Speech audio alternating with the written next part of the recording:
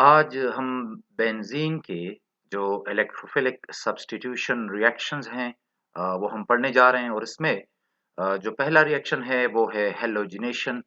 ये बेंजीन का रिएक्शन है हेलोजेंस के साथ और इसमें हम इस्तेमाल करते हैं Lewis acids as catalyst. Bromine और क्लोरीन रिएक्शन कर लेते हैं बेंजीन के साथ और लेविस एसिड की मौजूदगी में। मिसाल के तौर पे हम आयरन क्लोराइड ले लें, फेरिक क्लोराइड या एल्यूमिनियम क्लोराइड। तो ये प्रोड्यूस होगा फिर क्लोरोबेंजीन या ब्रोमोबेंजीन, सुमानो हेलो बेंजीन्स बनते हैं।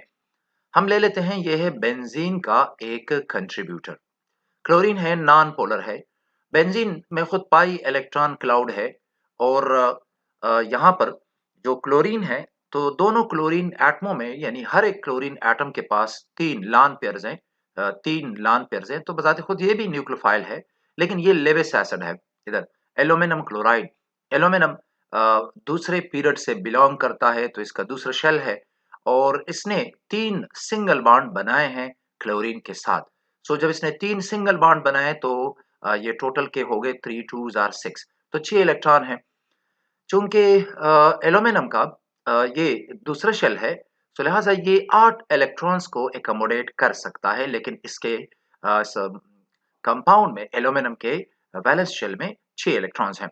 तो लिहाजा ये एक लेविस एसिड है, इलेक्ट्रॉन डेफिशिएंट स्पीशी है। तो ये यूं करता है कि इस क्लोरीन का लॉन पेयर अपनी जानिब खींच लेता है। तो जैसे ये खींचेगा तो इस क्लोरीन की इफेक्टिव इलेक्ट्रोनेगेटिविटी बढ़ जाती है और ये जो बॉन्ड है इसकी हेटेरोलिटिक क्लीवेज हो जाती है और दोनों इलेक्ट्रॉन पेयर ये ले लेता है। लिहाजा क्लोरोनियम आयन बनेगा और उसी दौरान जब ये बनने को होगा तो तब ये जो पाई इलेक्ट्रॉन क्लाउड है ये क्लोरीन की जानिब आता है। ये कार्बन अपना ये इलेक्ट्रॉन पाई इलेक्ट्रॉन ये लॉस कर जाता है।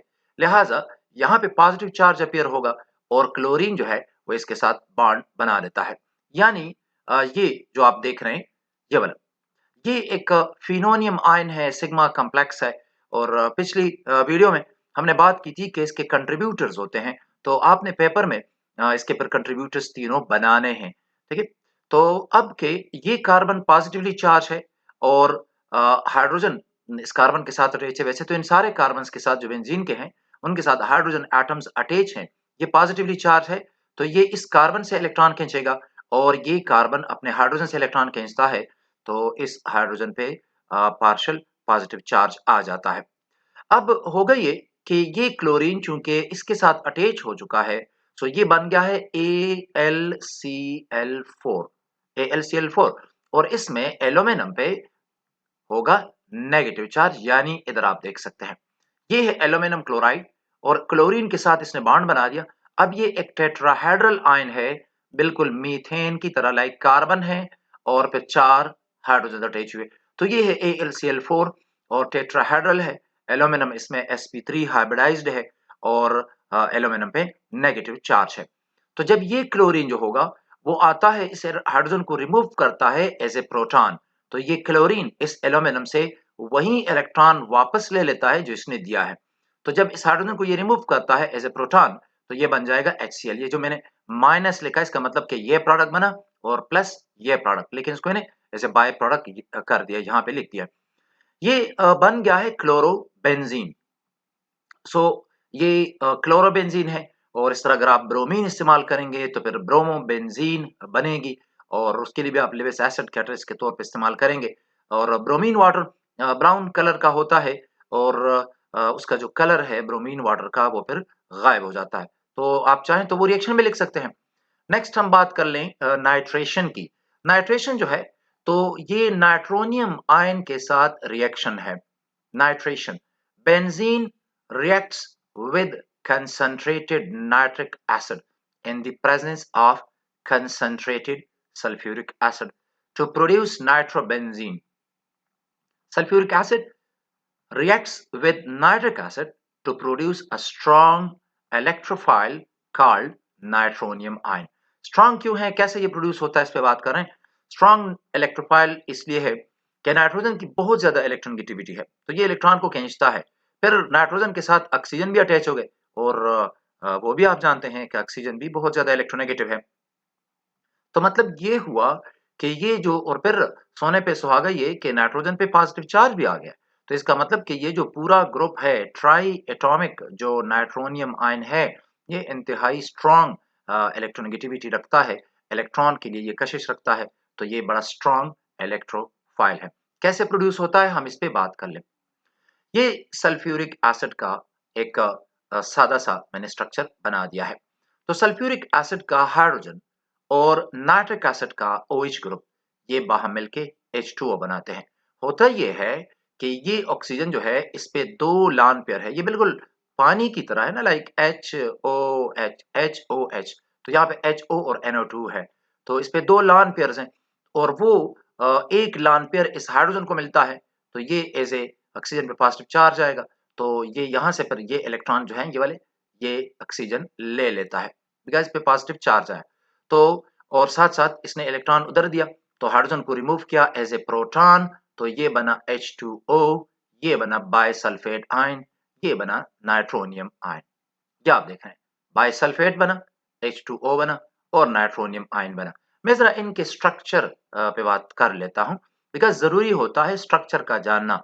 और जब आपको स्ट्रक्चर क्लियर हो, आसान सी बात है ऑर्गेनिक केमिस्ट्री में, तो स्ट्रक्चर, इलेक्ट्रोनेगेटिविटी, पीरियोडिक टेबल का याद होना, ये जरूरी चीजें हैं कि जो मोर इलेक्ट्रोनेगेटिव ग्रुप होगा उस पे पार्शियल नेगेटिव चार्ज होगा, जो लेस इलेक्ट्रोनेगेटिव है तो बॉन्डिंग में उस पे पॉजिटिव चार्ज आता है, पार्शियल पॉजिटिव। तो बस आपने रिएक्शन में फिर ये करना है कि आपने पॉजिटिव और नेगेटिव को मिलाना है, ठीक है, पॉजिटिव और नेगेटिव को आपने मिलाना है। और जो एरो है तो वो नेगेटिव से पॉजिटिव की जानिब होता है। अब जरा इस पे बात करेंगे हम कि ये क्या है, कैसे नाइट्रिक एसिड है, आगे बात करें। तो ये बेंजीन है, पाई इलेक्ट्रॉन क्लाउड। बेंजीन बजाते खुद न्यूक्लियोफाइल, बड़ा स्ट्रॉन्ग नाइट्रोनियम आयन पैदा हुआ। याद रखिएगा कि हमने कंसंट्रेटेड सल्फ्यूरिक एसिड लिया, कंसंट्रेटेड नाइट्रिक एसिड लिया, इस मिक्सचर को हमने हीट किया और इसके बाद फिर हमने इसमें बेंजीन डाल दी। मिक्सचर को हीट करते जाएं और रिएक्शन होगा। पहले रिएक्शन में यह है कि ये पाई इलेक्ट्रॉन बिल्कुल उसी तरह यहाँ पे आ जाते हैं, नाइट्रोजन को मिल जाते हैं और नाइट्रोजन पे जो चार्ज होगा वो खत्म हो जाएगा।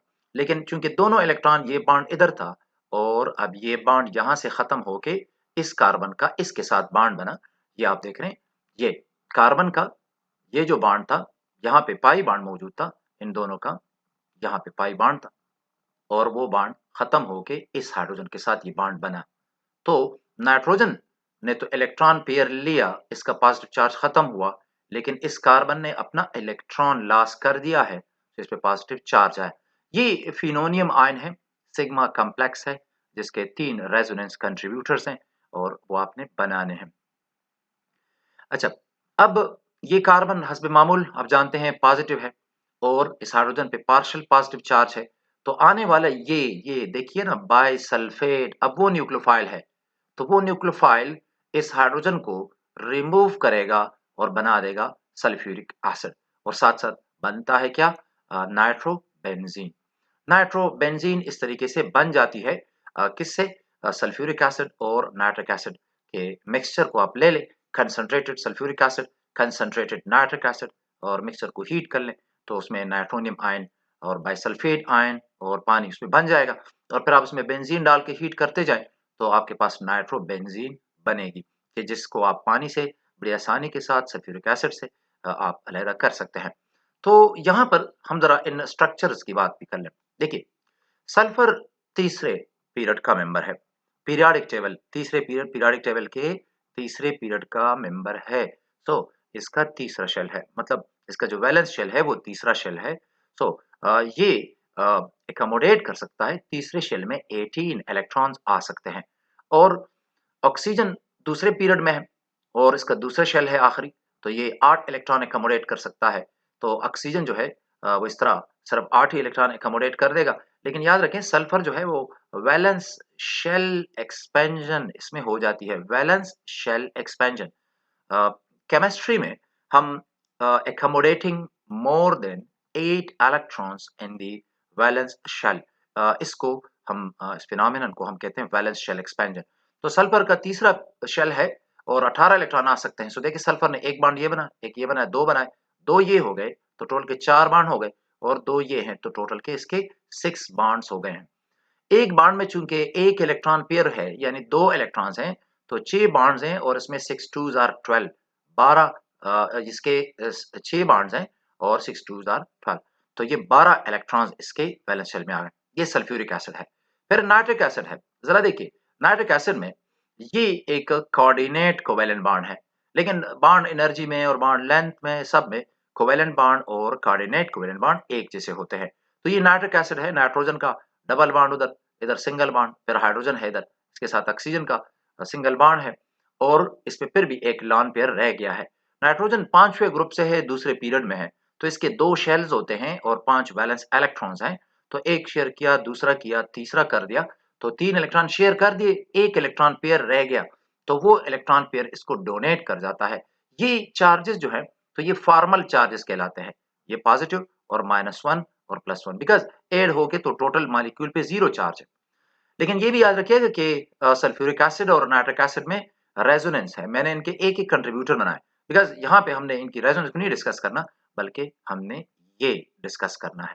देखिए सल्फ्यूरिक एसिड का हाइड्रोजन, नाइट्रिक एसिड का OH ग्रुप होता यह है कि यहाँ से लॉन पेयर इसको मिलता है और ये H2O की सूरत में अलग हो जाता है। ये जो हमने रिएक्शन लिखा हुआ ना, ये सल्फ्यूरिक एसिड और ये नाइट्रिक एसिड, तो ये होता है इस तरह ये रिएक्शन जो है नाइट्रोबेंजीन इसमें बन जाती है।